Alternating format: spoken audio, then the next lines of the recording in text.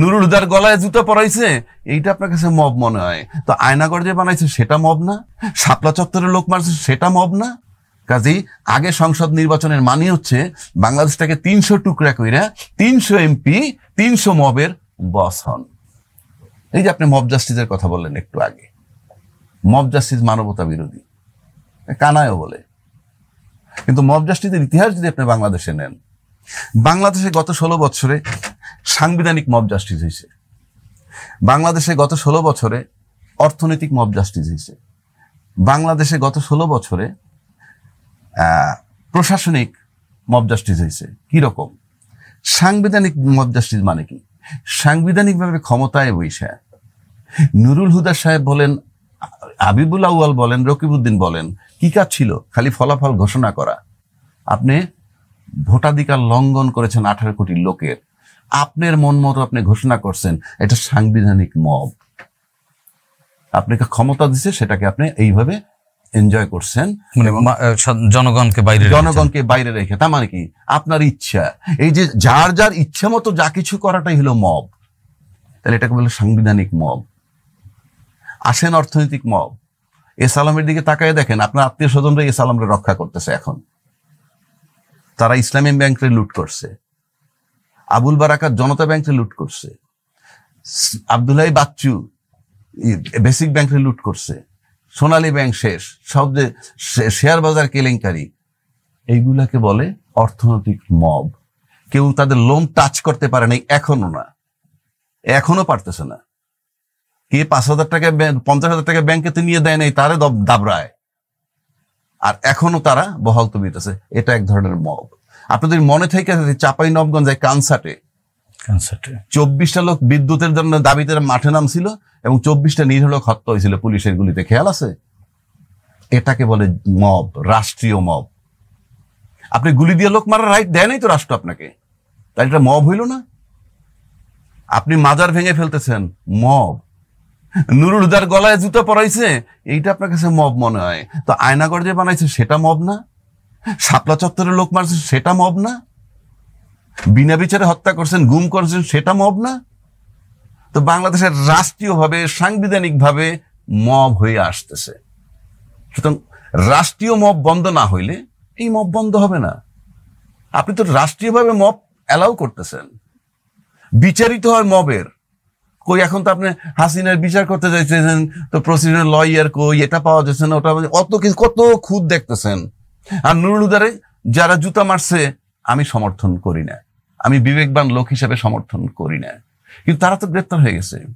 তো এই পুলিশ জানতো না নুরুল হুদা কি করছে, এই প্রশাসন জানতো না হাবিবুল কি করছে, এই প্রশাসন জানতো না রকিবউদ্দিন কি করছে। তাহলে বিএনপির 10-11 মাস পরে মামলা করার পর তারপরে ধরলো না, কারণ লেভেল প্লেইং ফিল্ড যে বানানো হয় নাই তার সহায়ক ছিল প্রশাসনের লোক। সবই তো মাসতুতো ভাই। এখন আপনি একটা পরিস্থিতি ঘোলাটে হয়েছে, আপনি ধরতেছেন, এ ধরলে কি হবে? কাজেই আপনার এই মব একটা চলমান জিনিস বাংলাদেশ 53 বছর যাবৎ রাষ্ট্রীয়ভাবে, সাংবিধানিকভাবে, প্রশাসনিকভাবে, সরকারিভাবে, ব্যক্তিগতভাবে চলছে এবং 53 বছর যাবৎ এমপিরা মব করতেছে বাংলাদেশে। কিভাবে? আপনি যখন ইউনিয়ন চেয়ারম্যানটা আগে চান না, উপজেলা চেয়ারম্যান আগে চান না, আগে চান সংসদ নির্বাচন এমপি যিনি হবেন কারো বাপের ক্ষমতা নাই যে তার বাইরে কেউ উপজেলা চেয়ারম্যান হয়, তার বাইরে কেউ ইউনিয়ন চেয়ারম্যান হয়। কাজেই আগে যদি সংসদ নির্বাচন হয়, এই সংসদের সদস্য, উপজেলা চেয়ারম্যান, ইউনিয়ন চেয়ারম্যান ত্রিরত্ন মিলে একটা মব তৈরি করে। আপনি বুকে হাত দিয়ে বলেন তো, 53 বছর দেখছেন যে এমপির এলাকায় এমপি, উপজেলা চেয়ারম্যান, ইউনিয়ন চেয়ারম্যানের বাইরে কোনো সিদ্ধান্ত হয়েছে? হয় নাই। এই যে তাদের বাইরে কিছু হয় না, এটাই মব। আর প্রশাসন মুখে আঙ্গুল দিয়ে বসে থাকে।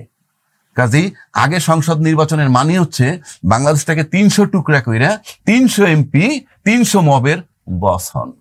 গত 53 বছর আমি তাই দেখছি। এবং এই মব লালন করার জন্যই আগে সংসদ নির্বাচন চান। মব বানান। তাহলে এখান থেকে আসলে উত্তরণের উপায় কি? উত্তরণের উপায় হলো আপনার বিবেক, আপনাদের প্রত্যেকের বিবেক, জনগণের, আপনাদের জনগণ হয়ে ওঠা। জনগণটা নয়, বিবেক বলতে কিছু নাই। মাথা যদি ঠিক না থাকে আপনার লেজ ঠিক করতে পারবেন না। কারো বিবেক বলতে আমার কাছে কিছু মনে হয় না। কারণ আমি বলি, আপনি যদি গণতন্ত্রে বিশ্বাসী হন, আপনি এরকম পত্রিকায় পান না অমুক জায়গায় এনসিপি রে অমুকেরা পিটাইছে, এবং হাততালি দিয়ে গর্ব করে বলে অমুকদের জন্য ওই এনসিপির লোকেও দাঁড়াতে পারবে না। আপনি তো গণতন্ত্রে বিশ্বাসী না, আপনি তাকে মারবেন কেন? একদিকে আপনি বলতেছেন এরা কিছুই না, আবার তাদেরকে পিটাচ্ছেন। আপনি তো ওয়েলকাম জানাবেন। আপনি যদি গণতান্ত্রিক হন, আপনি ওয়েলকাম জানাবেন। তা আপনি যে নির্বাচন করবেন কিসের ভিত্তিতে? না, ওয়েলকাম তো জানাচ্ছে রাজনৈতিক কোথায় ওয়েলকাম দলগুলো। জানাচ্ছেন? পিটাচ্ছেন, আপনি আবার কোনো ওয়েলকাম জানাচ্ছেন? আবার বলতেছে তারা টাকা খাইতেছে। অতীত 53 বছরে যারা আছেন তাদের টাকাটা কোথায়? পায়ের নখ থেকে মাথার চুল পর্যন্ত টাকাগুলো কোত্থেকে আসছে তাদের? কালকে বলেন না খতিয়ান দিতে, যারা গত 53 বছরে যারা রাজত্ব করছে, পার্টির নেতা থেকে শুরু করে বটম লাইন পর্যন্ত, খতিয়ানটা দিতে বলেন তো। আর্নিং এর সোর্স কি? বুকে হাত দিয়ে বলেন, কি আর্নিং এর সোর্স কি? তারা আয়কর রিটার্ন তো দেন। হ্যাঁ, আয়করে তো তারা বিশদ বর্ণনা দেন। আমি যদি এখন নির্বাচন করতে স্বতন্ত্র প্রার্থী, আমার আয়কর কাগজে আমারটা বাদ হয়ে যাবে। কিন্তু আমি যদি কালকে যে আমার উপদেষ্টা বানায়, কিংবা বিএনপি ক্ষমতায় এসে আমার একজন মন্ত্রী বানায়, আমার আয়কর কাগজ দেখবে কেউ? দেখবে? বলেন না, বলেন। এই আয়কর কি? এটা ভুয়া লাভ। আমি যদি এখন এক জায়গায় নির্বাচন করতে যাই, সেখানে বিএনপির বড় প্রতিদ্বন্দ্বী থাকে কিংবা এনসিপির বড় প্রতিদ্বন্দ্বী থাকে, তাদের কাছে যে কারিশমা, তাতে দেখা যাবে এনবিআর ধৈর্য, আমার পপুলারিটি যদি দেখে এনবিআর ধৈর্য আমার কাগজে আমার বাদ দিয়ে দিবে। যখন আজকে যারা উপদেষ্টা হয়েছে তাদের এনবিআর এর ফাইল কার্ডটা ঠিক আছে, একটারও ঠিক নাই, কিন্তু যেহেতু সেটেল হয়ে গেছে উপদেষ্টা বানাবে, ফাইল ঠিক আছে। এখন তো ক্ষমতা থেকে চলে যাওয়ার পর ফাইলে গন্ধ পাওয়া যায়, ক্ষমতায় থাকা পর্যন্ত ফাইলে কোনো গন্ধ পাওয়া যায়? পাইছেন আপনার জীবন? মানে আমরা তো আসলে এই জুলাই অভ্যুত্থান তো এগুলোর বিরুদ্ধে, তো এগুলোর বিরুদ্ধে যদি এগুলোর হয়, বিরুদ্ধেই তো ছিল না না, প্রতিবাদ। এগুলোর বিরুদ্ধে যদি হয়, তাহলে জুলাই চার্টার হইতে এত দেরি হইতেছে কেন? আমার বুঝান আপনি কি কারণটা কি? আপনার কাছে কি মনে হয়? কিচ্ছু না। কারণ হলো রাজনীতিবিদরা জানে যে আমরা যা করি, শেখ হাসিনা যা করছে, হয়তো সে সুযোগ মানে লম্বা সময় পেয়েছে, বেশি করছে। অন্য যারা আসবে তাদের খাইছে তো একই, সে যে দলেরই আসুক, খাইছে তো একই জিনিস করবে। যদি একই জিনিস করব, তাহলে আমি যদি তাদেরকে সেফ করে রাখি, ভবিষ্যতে আমিও সেফ হবো। তাহলে রাজনীতির নয়া বন্দোবস্তটা কি? নয়া বন্দোবস্ত কি বলতে আলটিমেটলি কিছু নাই। এখন নয়া বন্দোবস্ত একটাই চলতেছে, নির্বাচন চাওয়া মানে ইউনুসকে তাড়ানো। ইউনুসকে তাড়াইলে অনেক কিছু ঠিক হয়ে যাবে। আমি কোনো এক চ্যানেলে বলছিলাম, ইউনুস সাহেবের সবাই কালকে রাজ্জাক হিসেবে বসান, দেখবেন প্রশাসন মাঠে নেমে কাজ করতেছে পরিষ্কার। কেন কাজ করতেছে? কারণ আমার রুমে যারা ঢুকবে তারা আমার ধমকে আসবে, এইটা করেন না, ওইটা করেন না, পারবেন না। আর ইউনুস এগুলো বদারই করে না, এবং ইউনুস এটা বলার সাহসই পায় না। আমলা আবার টপেরে বলে কেমনি? আপনি এখন বিবেকবান যদি লোক হন, তাহলে আপনি জুলাই চার্টার হইতে অসুবিধা কি? আজকে যারা বড় স্টেক হোল্ডার, তারা বলতে তাদের বহু লোক মারা গেছে, তাদের বহু লোক গুম হইছে, সেই বিচার আপনি করতে পারবেন? বাধা কোথায়? না না, আপনি ক্ষমতা এসে করতে পারবেন। আর আপনি ক্ষমতা এসে করতেই পারেন মনে করেন, তাহলে তেরে কোঅপারেট করা উচিত ছিল। এখন যদি বলেন কোঅপারেশন কি, সেই কোঅপারেশন বলছিলাম, আগেও বলছি কিন্তু আমি জানি না আপনাদের এখানে। সেই কোঅপারেশন কি? ওই কয়দিন আগে কথা হচ্ছে ইসরায়েল আর ইরান যুদ্ধ হইতেছে, ঠিক আছে? যুদ্ধ হওয়ার পরে বিশ্ব দুই ভাগ হইছে, ইরানের পক্ষে আর ইয়ের পক্ষে।